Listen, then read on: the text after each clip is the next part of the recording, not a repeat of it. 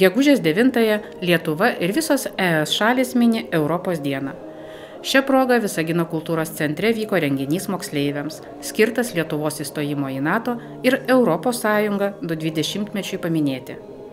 Renginyje dalyvavo meras Erlandas Galaguzas, vicemerė Aleksandra Grigienė ir draugystės progimnazijos direktorius Rimantas Petravičius.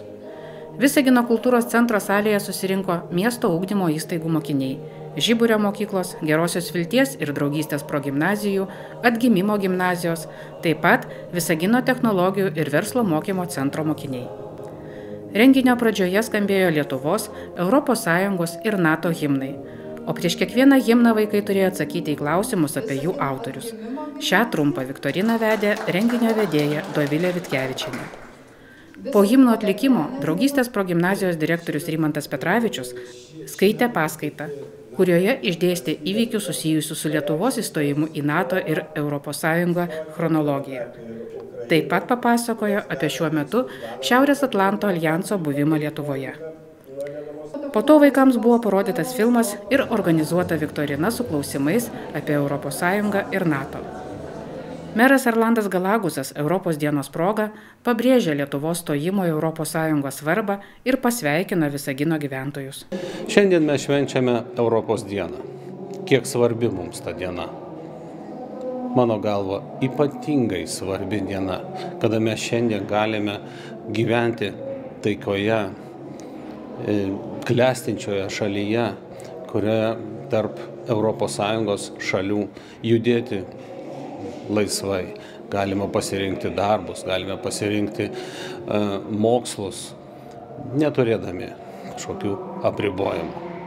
Kada visa valstybė mūsų švenčia šitą nuostabią dieną, mes jaučiame, kad mūsų miestas, mūsų savivaldybė prie šios dienos prisidėjęs šiek tiek daugiau nei kitos savivaldybės, kadangi derybose dėl stojimo Europos Sąjungą buvo vienas iš argumentų uždarimas Ignalinos atominės elektrinės, mūsų elektrinės. Tačiau pažvelgus į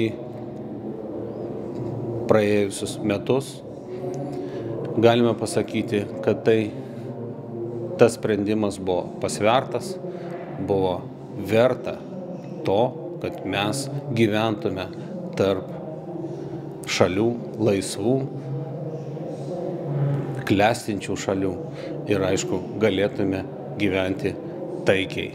Sveikinu visus su šia nuostabia diena.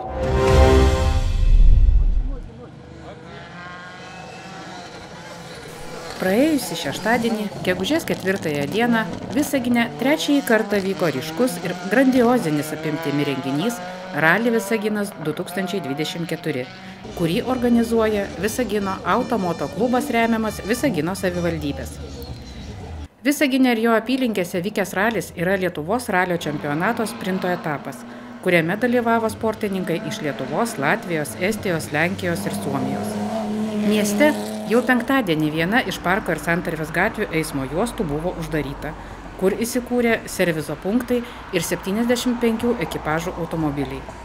Taip pat paskutiniam etapui buvo paruošta aikštelė su tramplinu trečiajame mikrorajone esančiame draugystės progimnazijos stadione, kur tradiciškai vyksta baigiamasis ralio etapas ir finalinis šou.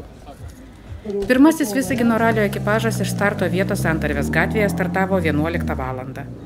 Ralio atidarymo ceremonijoje dalyvavo Visagino savivaldybės administracijos direktorius Virginijus Andrius Bukauskas ir švietimo, kultūros, sporto ir valstybinės kalbos kontrolės skyriaus vedėja Monika Gutė, kurie pasveikino visus ralio dalyvius ir palinkėjo, kad visi startuojantis ekipažai saugiai pasiektų finišą. Iš viso šią dieną ralio dalyviai turėjo įveikti 58 km per 10 etapų, 5 skirtingose trasose – Visagino, Zarasų ir Ignalinos savivaldybių teritorijose. Paskutinis 10 etapas vyko mieste ir baigėsi 3 mikrorajono stadione. Kai kurias atkarpas ekipažai turėjo važiuoti 2 kartus, įveikdami jas greičiau už varžovus. Visagino ralyje dalyvavo didžiulė gausa įvairių markių ir skirtingų klasių automobilių.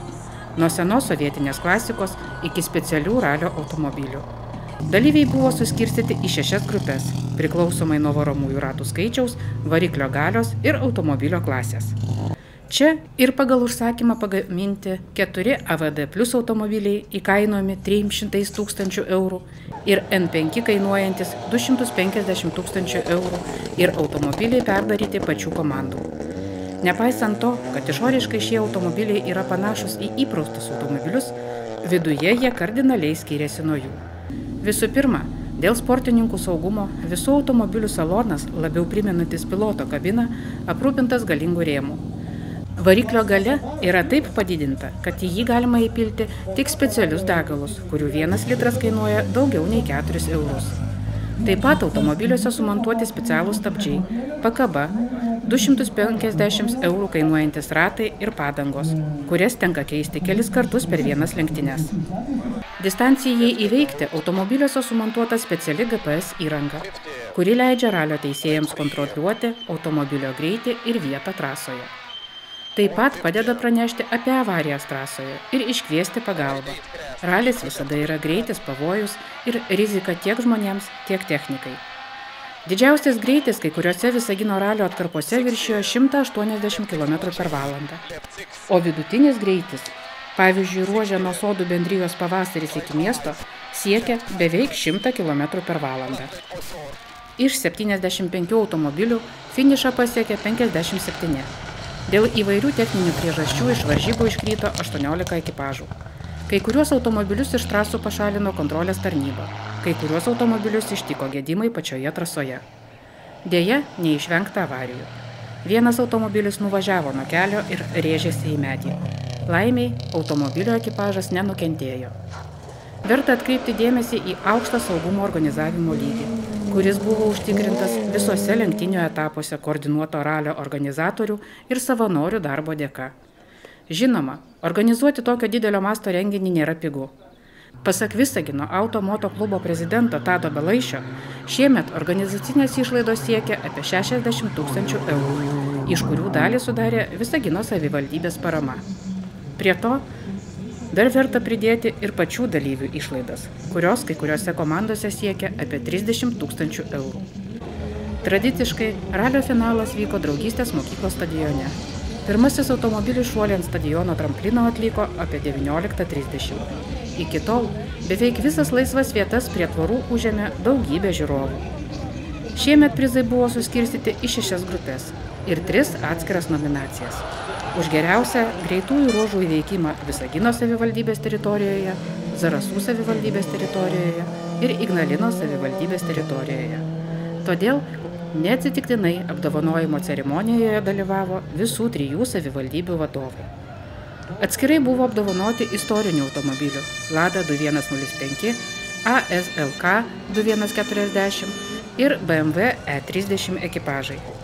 Apdovanojimus gavo ir pirmas 6 vietas iškovoję Visagino ralio prizininkai. Treti lenktynėse buvo ekipažas iš Lietuvos – Nedas Radišauskas ir Justas Vičiūnas, vairavę automobilį Škoda Fabia AVD Plus klasės. Antrąją vietą taip pat užėmė ekipažas iš Lietuvos – Giedrius Notkus ir Dalius Strižanas, AVD Plus klasės Škoda Fabia. Nugalėtojams pralaimėjo tik 3,66 sekundės. Na, o pirmąją vietą užėmė Hyundai AVD Plus klasės automobilių važiavę estai Egon Kaur ir Alan Birjukov. Šventė baigėsi nuostabiu fejerverku.